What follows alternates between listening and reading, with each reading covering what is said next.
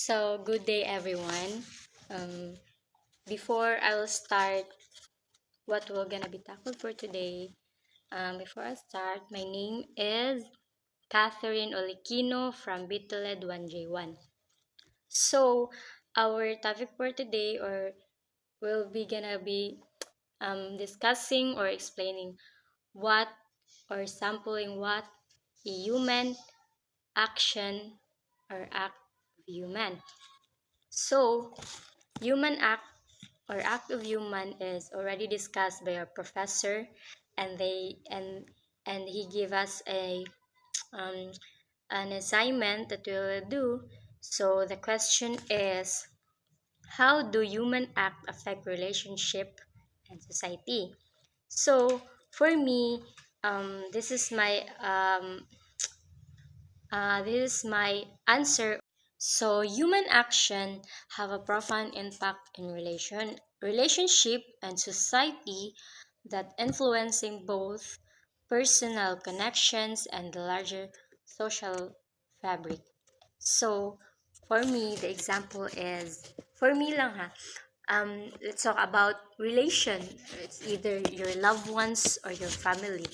Siyempre, if musod ka og relationship, it's you have a trust and you have a communication and time, honesty, loyalty about your loved ones, especially for your family. Of course, you have a trust, you have communication to your family, and you have loyalty for your family.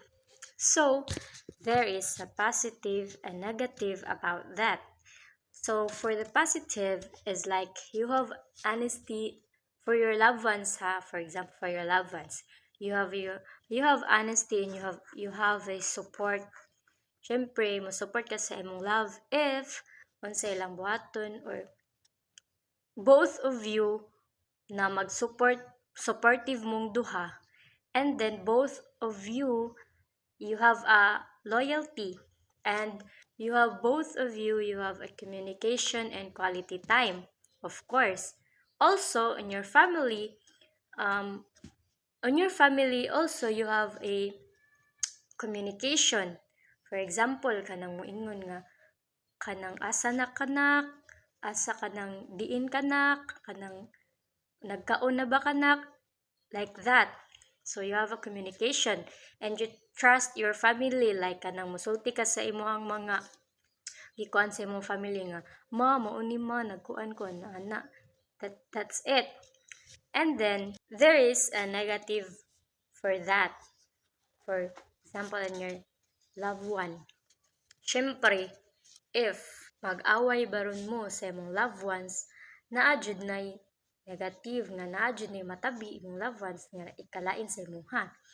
And then also, if you have misunderstand, di jud mo magkasinabot. Also in your family, if you for the family sad, kanang syempre naa jud misunderstanding sa family.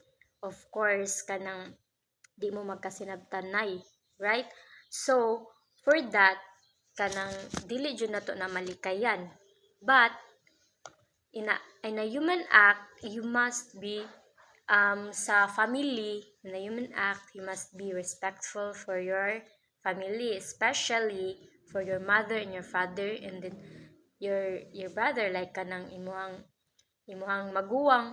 Syempre kay maguwang man nimo, so you have to respect even if nagka-misunderstand mo, but you need to fix man pod sa inyong misunderstanding para pod kanang iwas sa mga bati. That's the communication. And then sa imuang loved ones, yes, of course, that's it. You have also you have a big trust in your family, and then also in your relationship. You have to trust and communicate in your relation and your loved ones.